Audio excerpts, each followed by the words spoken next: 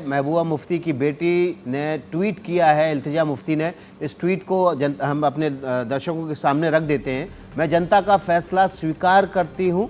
बिजबेहड़ा में सभी से मुझे प्यार और स्नेह मिला है, वह हमेशा मेरे साथ रहेगा।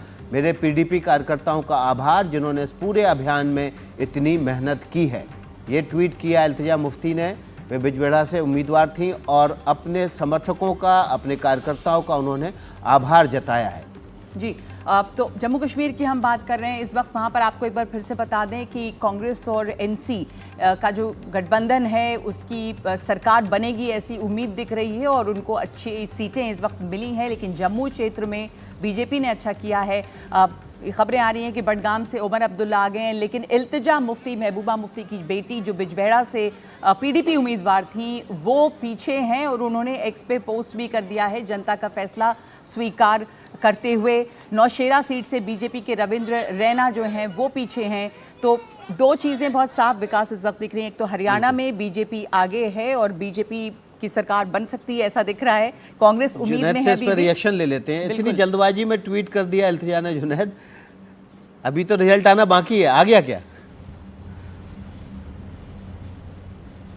वहां पर इस समय उसमें साफ तौर पर नजर आ रहा है कि नेशनल कॉन्फ्रेंस के वहां से जो प्रत्याशी हैं डॉक्टर बशीर अहमद गिरी, नेशनल कॉन्फ्रेंस इनके बशीर अहमद गिरी राजनीतिक परिवार से आते हैं और एक लंबे समय से वहां से चुनाव लड़ रहे थे। बिजबेहड़ा को पीडीपी का गढ़ माना जाता था, लेकिन भारतीय जनता पार्टी के साथ गठबंधन करने के कारण और उसके बाद आखिरी मौके पर इल्तिजा चुनावी मैदान में यहाँ से उतरी और इस समय बिजबेहड़ा की अगर मैं बात करूं तो लगभग 4000 वोटों से पिछड़ती नजर आ रही हैं और 4 राउंड की वहां काउंटिंग बाकी है। तो इसमें संभवतः सीधा उनको लग रहा है कि उनके लिए जीतना जो है वो संभव नहीं है, इसलिए उन्होंने ट्विटर पर ट्वीट कर दिया है। क्योंकि पोलिंग एजेंट होते हैं, आपके लोग अंदर होते हैं, वो आपको बता देते हैं कि आपकी स्थिति क्या है। लेकिन वो एक नेता के तौर पर इन चुनावों में उभर कर आई है, इसमें कोई शक नहीं और उन्हें पूरा दमखम और पूरा जोर लगाया है।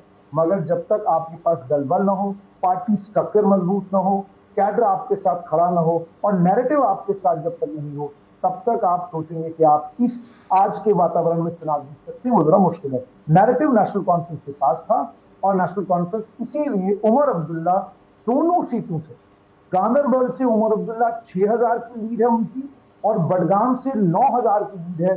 ये उमर अब्दुल्ला के लिए ऐतिहासिक चुनाव, मतलब उनका वो टोपी हाथ में उठाना और लोगों को कहना कि वो इज्जत बचाइएगा। तो लोगों ने नेशनल कॉन्फ्रेंस को 41 के करीब सीटों पर नेशनल कॉन्फ्रेंस इस समय जम्मू कश्मीर में खड़ी है।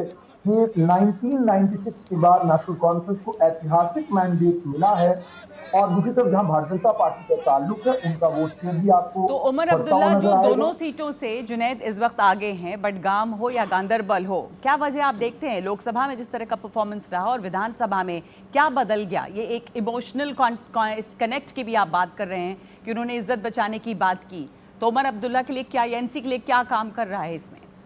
देखिए, नेशनल कॉन्फ्रेंस में चुनाव लड़ने से पहले ही लोगों के बीच में ये बात पहुंचा दी थी कि ये कश्मीर की अस्मिता का सवाल है, हमको कश्मीर की अस्मिता की लड़ाई लड़नी है और अगर हमने बीजेपी को रोकना है तो आपको केवल और केवल नेशनल कॉन्फ्रेंस का साथ देना होगा। नंबर 1। नंबर 2, जो सबसे बड़ी चीज इनके हक में काम कर दी वो था पीडीपी का कमजोर होना। पीडीपी से 40 नेताओं का पलायन। पीडीपी नॉर्थ कश्मीर में थी, सेंट्रल कश्मीर में थी, साउथ कश्मीर में बहुत मजबूत थी।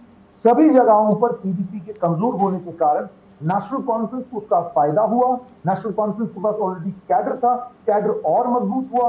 नतीजा ये निकला, इस वक्त सेंट्रल कश्मीर हो, नॉर्थ कश्मीर हो, साउथ कश्मीर हो, तीनों चारों तरफ नेशनल कॉन्फ्रेंस के प्रत्याशी बहुत अच्छा करते नजर आ रहे हैं। इतना ही नहीं, अब सबसे बड़ा उलटफेर पर जुनैद आपसे, लोगों के लिए जो पिछले कुछ दिनों में, सालों में, जब केंद्र शासित प्रदेश रहा जम्मू कश्मीर, जो विकास वहाँ पर बात की गई और देखा, वो क्या ग्राउंड पे लोगों को अपील नहीं कर रहा है कि वहाँ वो किस तरह से वर्क किया या बिल्कुल काम नहीं किया?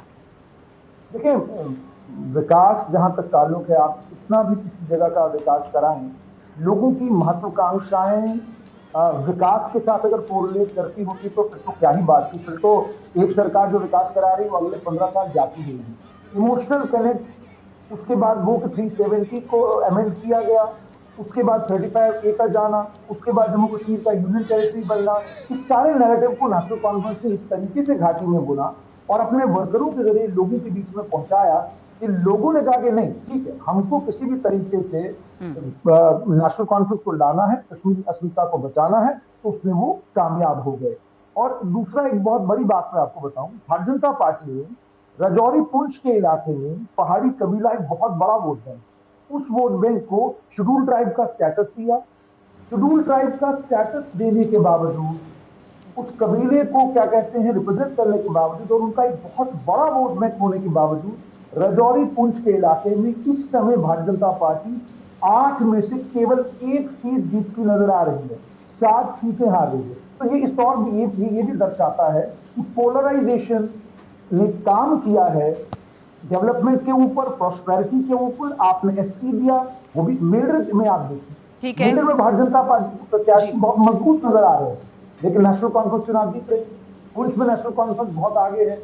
राजौरी में कांग्रेस, राजौरी की जो सीट है जहां पर भारतीय जनता पार्टी के महामंत्री विमोद गुप्ता चुनाव लड़ रहे हैं, वहां पर नेशनल कॉन्फ्रेंस कांग्रेस जीतती नजर आ रही है।